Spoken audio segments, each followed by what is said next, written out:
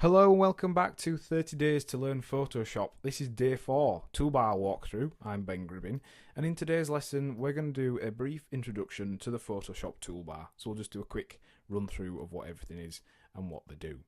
So let's go ahead and switch to Photoshop. So here we are, this is the Photoshop interface. We've already discussed what certain elements are, and we did mention the toolbar in the last lesson, but we're going to go through some of the more basic tools just so we can cover what they are, what they do in general. So we'll start top left, and this is the elliptical and rectangular marquee tool, or the Marquee Tool for short. Now that's selected by pressing M, and you can simply select areas of an image by clicking and dragging out your shape. Now, why would you want to do that, and what can you do with these shapes? Well, you can paint them as if it was a sort of stencil or a mask. You can also resize these areas, like so.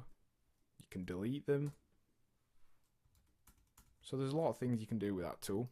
It allows you to just select certain areas of the file and edit them. Now, the elliptical marquee tool is the same thing, but it's just a circle, so you can create perfect circles. You can use ovals, whatever you like. Now, a little quick tip as well, because there's two tools there with the same keyboard shortcut, if you press Shift and M, it actually cycles between all the tools with that shortcut. Next, you've got the Move tool. Now, you will have seen us just using it then when we selected those areas. We clicked on the Move tool, and we were able to move, as the name implies, and also it allows you to resize elements like so. We can reposition them, we can delete them, and that's done by using the Layer tool. Next up, we've got the polygonal lasso tool. Now, this is similar to the rectangular marquee tools and the elliptical marquee tool. However, they are more of a polygon shape. So in this case, if we to draw around our fire flames here, basically every click you do creates a point until you join up the selection. So you click from one point to the next, and it allows you to create very quickly complex and detailed selections. So you can see there we've made a pretty decent complicated selection very quickly. We've selected that fire, and under the same option menu you've also got the lasso tool, selected by pressing L, and this is similar to the polygonal lasso, except it's a bit more freeform. It's a sort of drawing selection tool. So you can see we're doing the same sort of thing, except we're just holding down the mouse button and dragging around the shape we've got or we want to select. We can then just copy and paste that shape, and it's a little bit more tight, closer to the object we wanted to draw, and also it's a little bit quicker just because it's freeform. You can very quickly fly around and create custom shapes. Next up, we've got some more selection tools, and this is the Magic Wand tool. Now, this works on the varying levels in an image based upon the highlights, midtones, and the shadows, and it's able to calculate areas of similar colour and intensity and do a quick selection of them. So you can see here it's doing a pretty decent job selecting this brick wall, and we can pretty much select anything we want. It's a little bit rough, sometimes requires tidying up, but it allows you to quickly select large chunks the same colour and shadow. And also we've got the quick selection tool. Now, this is similar to the Magic Wand tool, only you kind of do a more lasso tool style action with it. You kind of paint in the area you want to select, and it is pretty accurate. It does a pretty decent job, follows where you're painting, and does a very, very quick selection of large areas which we could then delete, we could recolor, we can just select, create new layers from, all kinds of cool stuff. So then we've got the crop tool. Now, the crop tool, well, does what it says on the tin. It crops your images to whatever you set this selection. So basically you drag these little boxes at the top left, top right, all four corners, also in the middle of each section plane, and that allows you then to crop the image as you would like. But you'll also notice it's gridded into 9 boxes, and this allows you to compose the image that you are cropping whilst you're cropping it. So let's say we want to follow the rule of thirds. We can place this flaming man on this line here and also this line here, hit return, and our new image has been cropped according to that selection. So that's the crop tool, very handy tool, accessed by pressing C. Here's a tool that you may well have used before in other programs, the eyedropper tool, accessed by pressing L. Now what this does is simply selects colours as you click on them and sets them to your foreground colour. So if you click on it, you can see it's cycling through the colours that are underneath the cursor, and we're able to select those. Very handy if you need to match colours, blending objects, and it's a tool that you will use quite a bit. Spot healing and healing brush tools are repair tools. Now what these do is they remove artifacts, dust, speckles, noise. They do a pretty decent job. It's all automatically done on the fly by the Photoshop program, so it's all computer generated. If we just go ahead and select a source, we're able to actually go over areas and repair them. So it does a pretty decent job here of removing these flecks of oil. We could perhaps remove some of these brick joins and things like that.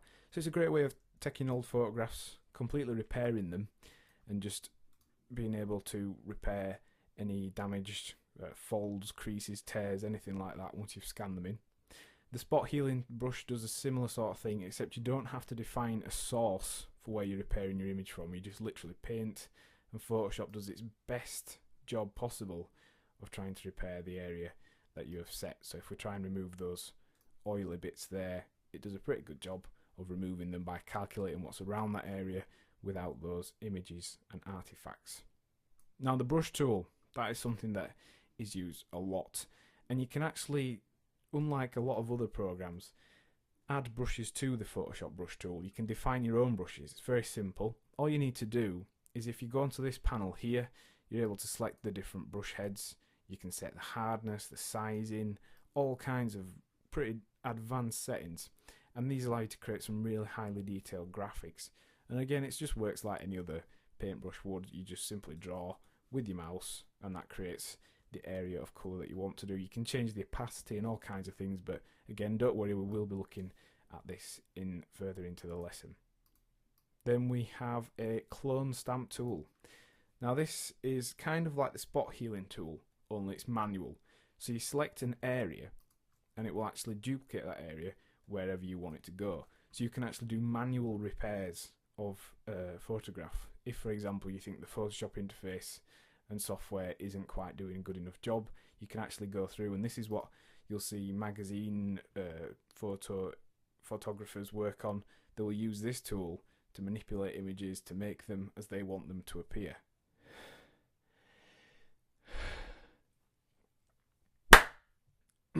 So that's the clone tool. Very good tool, very handy. The pattern stamp tool is a similar sort of thing, only it will clone in a pattern. And then we've got the history brush tools and art brush tools. Now the history brush does basically what it says on the tin.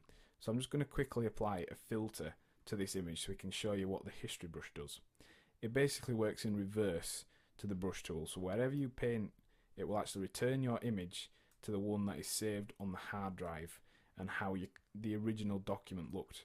So this is quite a handy tool. If you've been doing some editing to an image, you can actually just quickly return it to how it was originally. So that's the brush tool, a history brush tool.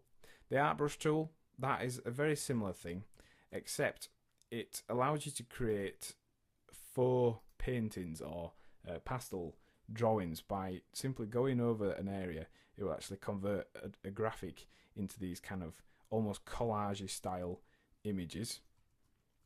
Eraser tool does what it says on the tin, simply erases and takes you back to a transparent layer, which is handy if you're working with multiple layers. You've also got the gradient tool. Now this can be used to create gradients, and we've also got the paint bucket tool, which works slightly differently to programs such as Microsoft Paint. Because we've got a photograph open here and we're on the photograph's layer, whenever we put in the colour, it will work out the area you want to put the colour. So you can actually use it to fill in spaces. We can make things different colours. Whereas if you were to have a completely empty layer, it will just fill it with that solid colour. Moving on, we've got the blur, sharpen and smudge tools. The blur tool, as you would think, blurs photographs and the images you're working on. Sharpen tool creates a sharper It actually goes to the pixel level and sharpens things up. And the Smudge tool allows you to smudge certain elements underneath the brush. You can literally just pull them backwards and forwards as you wish. So let's just try that now. Look, you can see it's quite heavily smudging it there, but if we were to turn down the strength, it would be a more subtle smudge. So we can use that to manipulate images. And then we've got the dodge, burn and sponge tools. The dodge tool actually lightens up the levels of wherever you are painting, while the burn tool will darken the shadows under that area, so you can create custom images with levels that are different here to here. And don't worry about levels, we'll talk about those in one of the lessons in this course. Whereas the sponge tool literally just removes colours, so it's like soaking up the colour from within that area you're painting, and you can change the mode to oversaturate an area as well. Then we've got the pen tool. We're going to do a whole lesson on this because it is a very handy tool for creating custom shapes within the Photoshop interface. You can do curves, create paths, turn this into a selection, all kinds of wonderful stuff with that. Text tool does what it says on the tin, creates text. You can change all the fonts, anything you wish to do so. And then we have the path selection tool, which goes along with the pen tool. That will just select a shape that you make with the pen tool. Then we've got the custom shape tool, which is a really useful option within Photoshop. You can create custom shapes yourself. You can download them, purchase them from websites like Graphic River, and then you can use those in your Photoshop documents. But also it's got built-in support for rectangular shapes, for rounded rectangles, for triangles and polygons, for ellipses, which is just basically a circle, and also for lines. And you can change all options on the option menu, but we'll cover those as we get to them. And then finally we've got the pan and zoom tool, which we've already covered in the previous lesson, so you should know by now that those are for zooming in and out, as well as moving around an image together with the navigator panel. Then at the bottom we've got the colour palettes, foreground and background colours. You can reset them by simply clicking on this little icon, the black and white icon down here, but you can also quickly reverse them by hitting the little switch foreground and background colour button there. And then finally we've got the edit in quick mask mode button at the bottom. So that's the toolbar within Photoshop. This is just a very brief run through, and we will be looking at each tool in detail that we've talked about. So what have we learned in today's lesson? Well, we've had an introductory overlook of Photoshop tools and their general uses. And the task for this lesson is to familiarise yourself with each of the tools, the place that they're in, and also, if you can, the shortcuts it will make working with Photoshop a lot quicker. Next time on 30 Days to Learn Photoshop, we'll be looking at sidebar panels. Thanks for listening.